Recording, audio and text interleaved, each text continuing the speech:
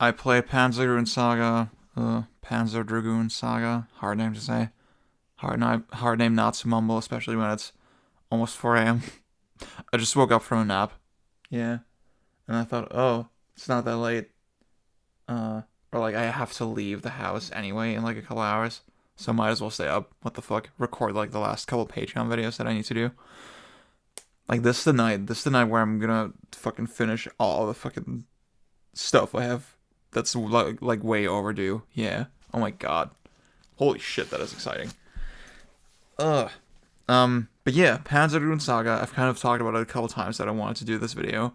And it's like especially relevant now because I'm a stupid bitch and I just broke my Saturn. I just broke my Sega Saturn like a couple days ago. And it happened in like the stupidest possible way. It was really dumb. I'm really upset at myself. Yeah. Basically, I plugged in the German power cable instead of the Japanese one. And my Saturn is a Japanese Saturn and just couldn't handle it. And yeah. And see, I wiggled on the cable to see if it was the right one. And like the Japanese cable was moving when I wiggled the German one. So I thought, oh, it's gotta be the same, right? And I'm so fucking stupid. And I already bought a new Saturn. But like I kind of took a gamble on it because I bought one for like €30 on eBay. And the seller was like, yeah, I can't actually. So on the page they said, yeah, I can't actually test if the Saturn works. So I'm selling it as like, broken. And that's why it's so cheap. So let's hope they're not lying. Let's hope it actually, he actually just doesn't know, and that maybe it works. Hopefully it works. Because if it works, I made a pretty good deal. I mean, I still lost fucking €30 and like a white Model 2 Saturn, I almost broke my Japanese PlayStation that I just bought as well, and like I'm kind of worried about it. I'm kind of worried that I actually did some damage to it.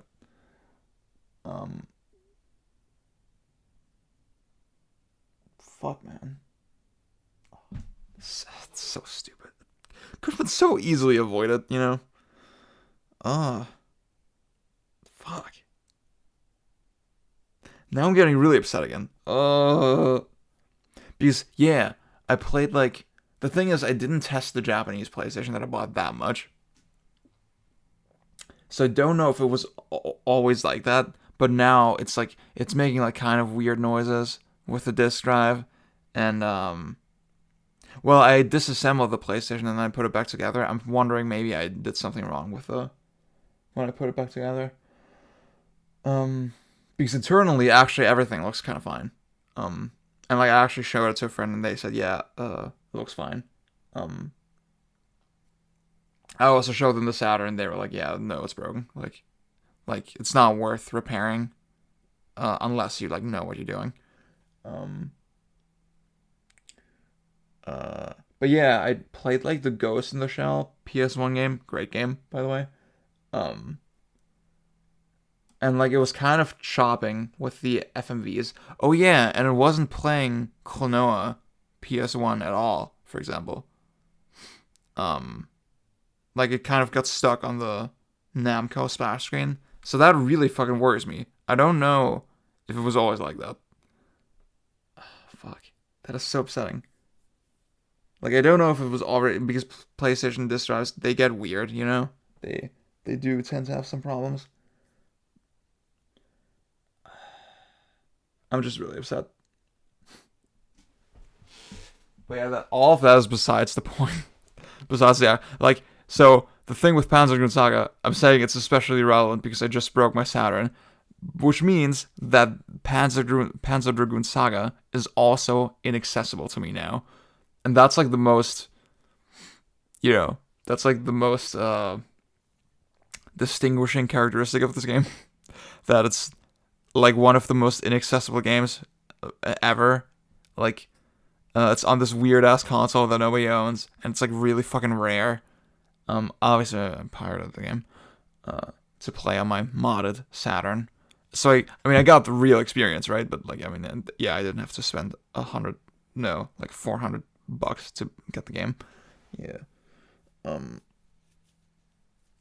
But yeah, now I finished it, and now the game is also inaccessible to me. And that's like, I don't know, the irony of that I didn't make the video until now as well is kind of amazing to me. It's all karma, it's all connected.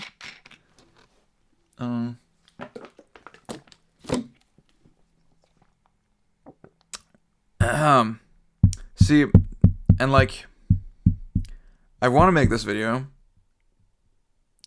not because there's so much to talk about with this game. I mean, there kind of is. There is like stuff to talk about for sure. But I think, and like, my good friend Matt, who might be listening to this, I think he's gonna be very upset with me. I remember sending him like live sending him my reaction to the ending, saying in all caps, "This is so corny, LMAO." And he literally just replied, "I hate you." And like, it was like, I mean, the ending is pretty corny, but like in a good way, you know, it's not bad.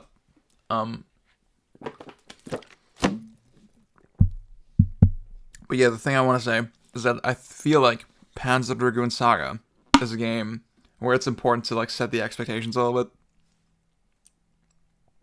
because there's so much mystique around the game now, because no one can play it, you know, it's so inaccessible. And that's why, yeah, I feel like the gaming consciousness, they're building it up in their minds as like this fucking, you know, lost masterpiece. And like, obviously, I respect people who look at it that way. But like, I gotta be honest, I kind of can't see it now that I've played it. Like, I can't even. It's not even like. See, I do think the game matches my tastes, kind of, a little bit. There's a lot of stuff that doesn't match my tastes, I guess, about it. But I think beyond that, I do kind of have a difficult time seeing. Like, yeah. So, the game definitely was doing things that on the Saturn, and by extension, like on the PlayStation, I guess, or like even on the PC, were pretty difficult and not very common. Like, just the idea of walking around in 3D, and like that there's like kind of a lighting engine, and that things cast shadows. Just generally that you have open 3D environments on this kind of hardware. And like, yeah, full FMV cutscenes with voice acting. That's pretty significant. But like, you have to consider, yeah, that on the N64 you already had Ocarina of Time, you had Majora's Mask, two games that I think are way more fucking impressive, you know? And like, obviously it's different hardware. The N64 was just way more well suited to this kind of game, but still, that's why you walk around these 3D towns in Panzer Dragoon Saga. I always mumble, like, I always butcher that name, Panzer Dragoon Saga. You walk around these 3D towns, and there's not a lot of them. You know, there's like multiple camps, and there's like one like shitty little town, and then there's like two actual towns. And even like the actual towns are like not that impressive. Like, they're pretty ugly. Your movement is super fucking slow. There's like not, yeah, I mean, there's like some stuff to see, like, you know, some unique rooms with like fucking some shelves that you can check out and some lore and stuff, you know, that's kind of cool, but like, it's nothing that's gonna blow you away now. It's nothing that that has that much, like, I don't know, there's nothing that unique about it anymore, you know? Even at the time, I can like see the experience being like especially rich, you know? Like, yeah, I look at Ocarina of Time now, and obviously games are way more impressive now, right? But, like, the Hyrule Castle town, still has like such a comfy vibe and like so many like little nooks and crannies, and like with the day and night system, just the way stuff kind of changes, and that like some of those things are kind of true for Panzer Dragoon Saga, but like way less, you know? It's just, it feels like the game needs to struggle so hard to get like really basic stuff on the screen. And like I get it. It's really hard. It is really hard. But I just kept wondering when I was playing the game. I just kept wondering, like, was it worth the effort? You know, was it actually worth making like this 3D quote unquote mega game on the Saturn, where it's like not suited to that at all, when they probably could have actually made something more impressive had they been less ambitious, you know? That's the thing I keep wondering. Like, think about a game like Final Fantasy VI that really works completely within its means. It, like, does things that the hardware is just well suited for, and it feels like the most impressive fucking game you could do with the hardware, you know? Without doing, like, weird, crazy shit, like Star Fox or something like that, you know? It's not a 3D game. Yeah, it, like, Final Fantasy VI, even though it's, like, such a technically kind of, you know, conservative game. Yeah, that's the word I'm looking for. It's pretty technically conservative, you know, it doesn't really, like, it uses mode 7, that's it.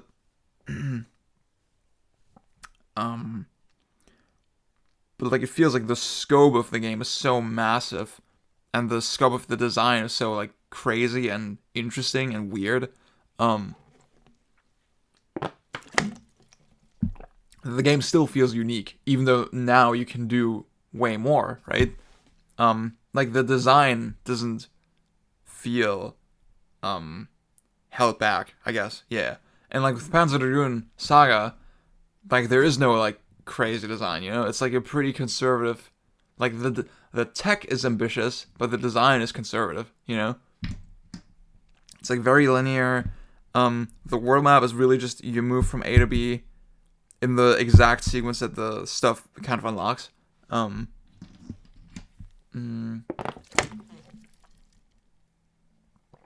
Like, you don't get any kind of freedom at all. Even in the towns, it's like, you really need to talk to people and, like, trigger events in the exact order that the game wants you to, and that can get really annoying as well, because it is kind of esoteric sometimes and kind of opaque. And you just follow this linear story, and, like, you don't really have much in the way of, like, crazy, like, progression mechanics as well. You do get to customize your dragon, and that's kind of interesting, but, like, I kind of wonder how much it actually changes the experience, you know? Yeah. I'll talk about that in a little bit. But yeah, it's like, I don't know, it's, and, like, the game, it's on 4 discs, and I always had this, like, that's the thing, you probably hear, whoa, it's, like, on 4 discs, dude, and because, like, again, you can't just play the game, right? It's, like, really hard to just play this game. You have all this mystique around it, and you hear it's on 4 discs, so you probably build up this image in your mind that it's, like, this huge, fucking crazy RPG, right? When in reality, it's, like, 15 hours long, and you follow a really linear story. And, like, it's just 4 discs because there's so many FMVs with voice acting, which is cool. But, you know, like, that's what it is. That's all it is. Yeah, like, and, like, I mean, some of the design is kind of cool. Like, now that I think about it, like, so the way you have to imagine is that you, go into locations on the world map, right? And, you can just, like, when you're in a new area, you can fly around in 3D with your dragon and, like, explore, and, like, they change up the structure of the different levels, I would call them. Where some of them are like just huge fucking open plains, and that's the kind of thing you could actually do on the Saturn, because you could kind of fake an endless sky, and like an endless horizon on the Saturn very easily. You could not do that on the PlayStation, or even on the N64. On the N64 you have to use fog, I guess. I wonder how. See, Ocarina of Time, and Majora's Mask didn't really have a lot of fog. See, it's really weird. I need to look at those games again now. Whoa. To check out on that. What the fuck? See, it's crazy. I'm so familiar with those games, and yet in my mental image, I can't see fog. And now I'm wondering, how the fuck did they do that? It's so weird. Anyway. And that is, like, kind of cool. You even have, like, dungeons in Panzer Dragoon Saga where they're just winding paths and, like different floors, and they kind of intersect, and it's kind of cool. It's not the most impressive thing you've ever seen in terms of that kind of design. Like, again, Ocarina of Time probably way more ambitious and way more varied. Like, yeah, I mean, compare a dungeon in Panzer and Saga to a dungeon in Ocarina of Time. It's like, in Ocarina of Time, like, every single room looks different. Like, and they have so many completely unique one-off mechanics for every dungeon. And in Panzer Dragoon, like, every dungeon is pretty ugly. The hallways all look the same. But, like, it's still fun. It's still a good experience. And yeah, it is kind of interesting sometimes where you have these, like, this, like, wide open desert, for example, and then you need to pay attention to, like, where the monsters are, and you need to hit different switches. Like, that's kind of cool. But it's not, there's very rarely, I don't know, I say very rarely, like, no, there's almost never, like, a thing where it's like, whoa, this game, dude. There was not a point where I was, like, blown away with it, and that's the thing. I feel like I was okay with it, I would give the game, like, a 7 out of 10 now, probably. And I need to explain like, the good parts. Like, I haven't said anything bad about the game, right? That is it. I think if you go into it with super fucking high expectations, you're gonna misconstrue the lack of, like, impressive features as the game being bad or boring or uninteresting. Which I don't think it is, right? I could tell myself that, don't have too high expectations, just take the game for what it is. And that's why I could still come away, like, enjoying the experience. I feel like a lot of people are gonna be so fucking disappointed if they play this, that scares me.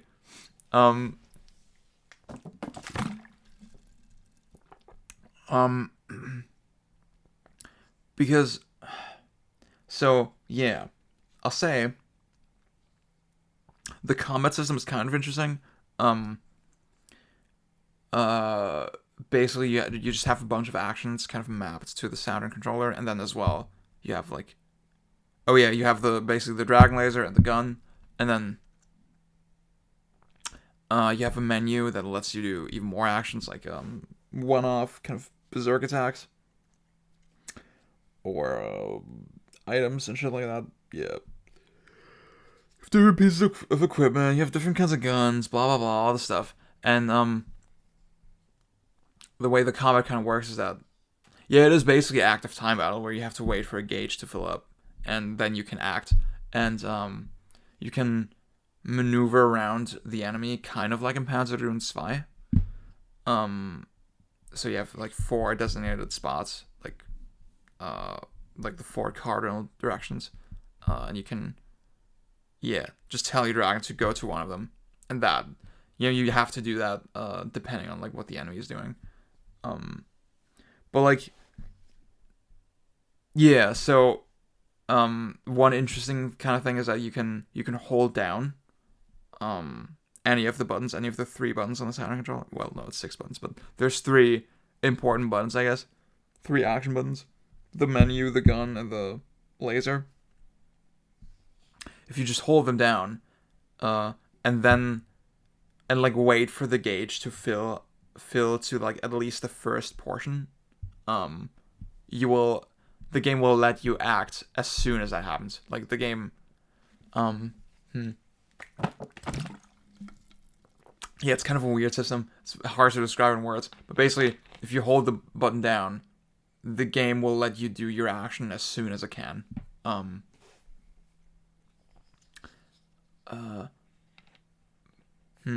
you can't actually do anything super interesting with it. You can't actually, like,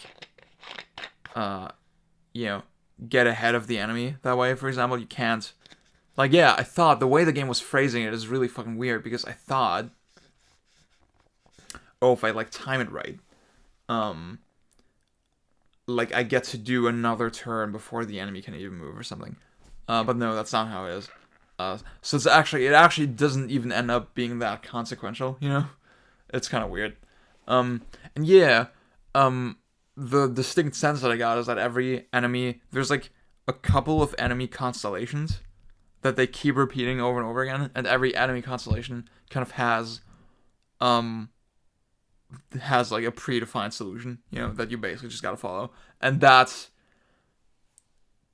think that's kind of the downfall of the combat system a little bit. I'm noticing right now I only have 30 gigabytes on this computer left. Fuck. Oh my god. That is disgusting. Like on my internal SSD. Oh, it's such a fucking headache. I bought like a huge ass hard drive recently and I haven't really used it yet. I don't really know what to put on it. The biggest thing on my computer right now is Tekken. And I don't want to move it to the hard drive, of course, because I want to be able to just play it on my laptop, right? I want to be able to fucking do a ranked during lunch break or something, you know? Anyway, sorry for the tangent. Yeah. Fuck. So, like, there is so I said earlier, you can customize your dragon, right?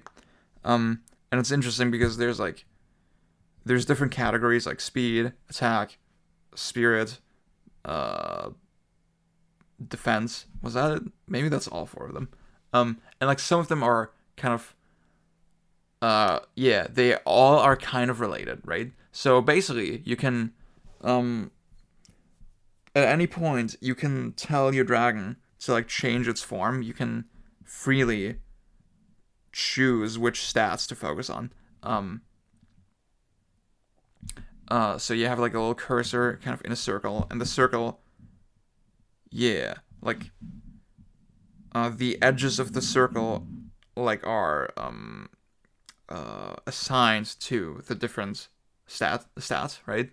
To the different stat categories. And then you have like a little cursor within the circle, and then you can kind of point to the category that you want to focus on. So let's say speed is like on the bottom, and defense is like on the top of the circle. So if I pull the cursor down, it takes away points from the top, from defense, and puts them towards speed, right? But then because speed and attack are kind of next to each other, and speed and spirit are kind of next to each other, I can like choose. I can have like the option. Maybe I want to like have like a medium between those 2 stats, and then neglect the other 2, right? That's kind of how you have to imagine it, and that's kind of cool. But I feel like all of them are kind of gonna end up just providing the same basic experience, you know? Like, I went for speed and attack because I thought, if I can just kill the enemy fast enough, I won't need the defense, you know? I went for like that kind of strategy because I want to be like a super cool guy. But like the game gives you so many healing items and stuff that it's not really that consequential. Yeah. And like, yeah, like that's the thing. I almost never died the whole game, even though I went with like what should be considered like the risky strategy, right? And I didn't look up anything. I didn't, look at any guides for what the most optimal way to play the game is. And like I just cruised through it like with no problems at all. It's like, what is even... I'm just wondering what is even the point of optimizing when just getting through the game is, like, so easy and requires so little thought.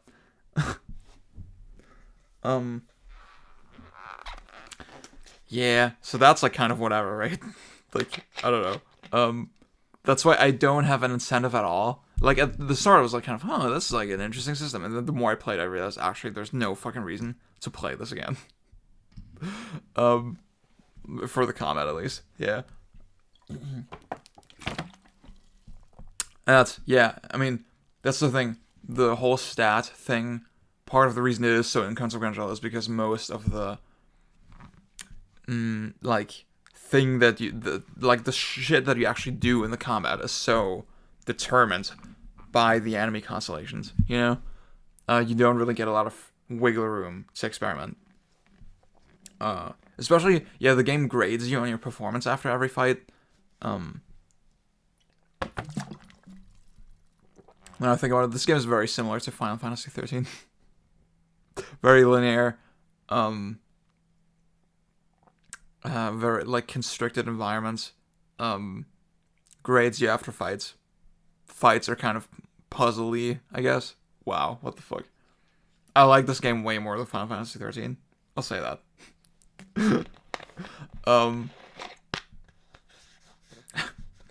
Matt is gonna fucking kill me.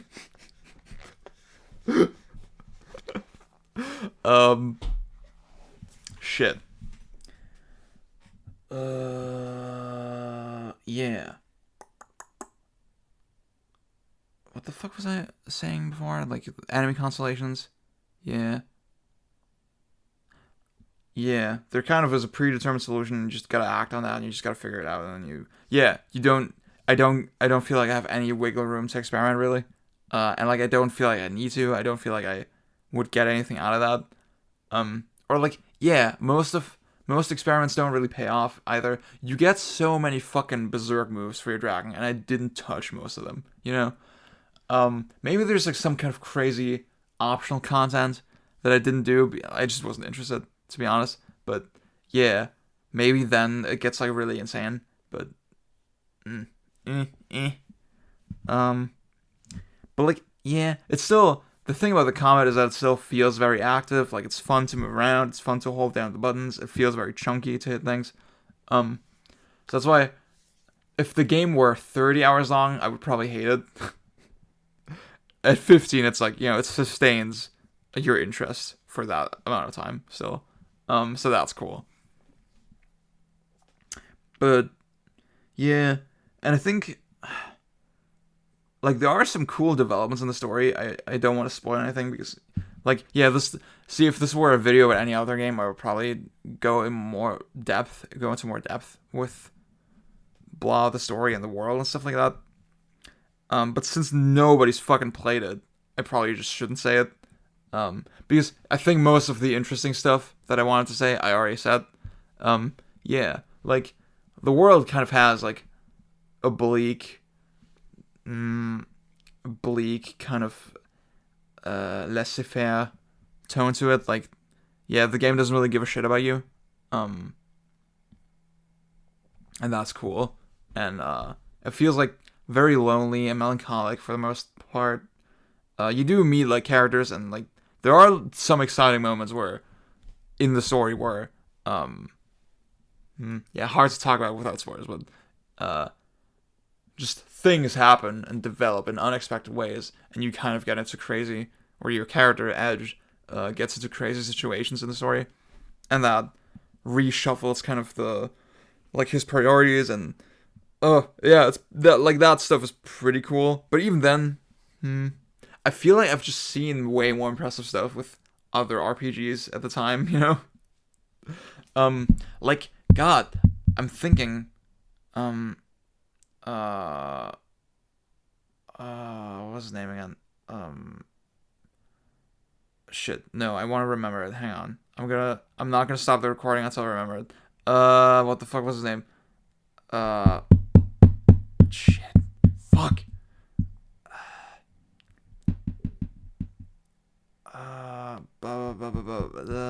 Also made Phantom Dust.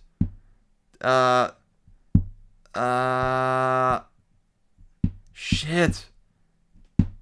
I'm gonna be so upset if I have to Google this. Okay, I'm gonna Google it. Fuck you. Okay, I just remember his last name. Futatsugi? Yeah. Was it Yukio Futatsugi? I'll Google that. I can't remember his... I'm not sure what his first name. Hang on. Let's see. Futatsugi.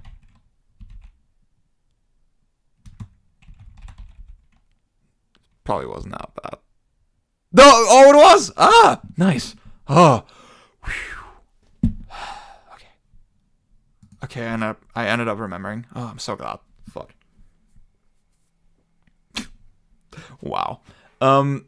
He was saying in like some kind of interview that he hated pre-rendered backgrounds, right, in PlayStation games. It made the game like look less consistent to him.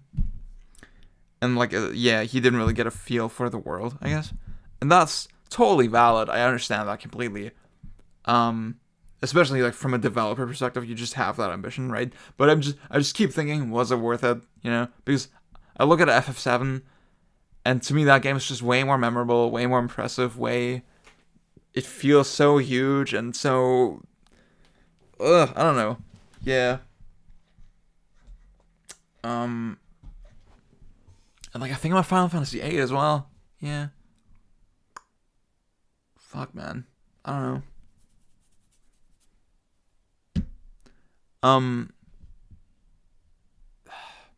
Yeah, I hate. I don't. I hope I'm not. It doesn't sound like I'm shitting on it. I hope it doesn't sound like I'm shitting on the game. I just. Yeah, I think people need to know what they're in for. Yeah. Like it's not this crazy epic mega game. You know, it's not that.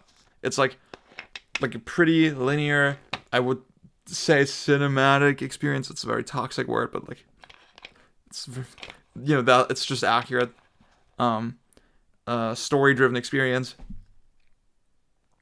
Not very long. Not that much depth to the mechanics. Just a cute little game. You can finish on a weekend. I took longer than that because I'm fucking disgusting. But yeah. Like don't. Yeah, don't spend $400 on this game. Please. Like do what I did. Just mod your Saturn, pirate it, and then see what you think, and then or maybe emulate it. Like Saturn emulation is actually not that bad. But yeah, I do really see. I mean, again, my good friend Matt, he talked to me about it, and like for him, I mean, he played it years ago on an emulator, and like it was really hard to get to run and stuff. And yeah, I mean, the way he explained it to me is that it really felt like he was unearthing some kind of crazy treasure, you know? And that's cool. Like, I understand that completely, that feeling. I do have that sometimes with games, right? I do have that for sure. And that adds to the feel. So I definitely get that. But, yeah, I mean, the actual game, again, I can look at other games from, like, a similar time frame. And, I don't know.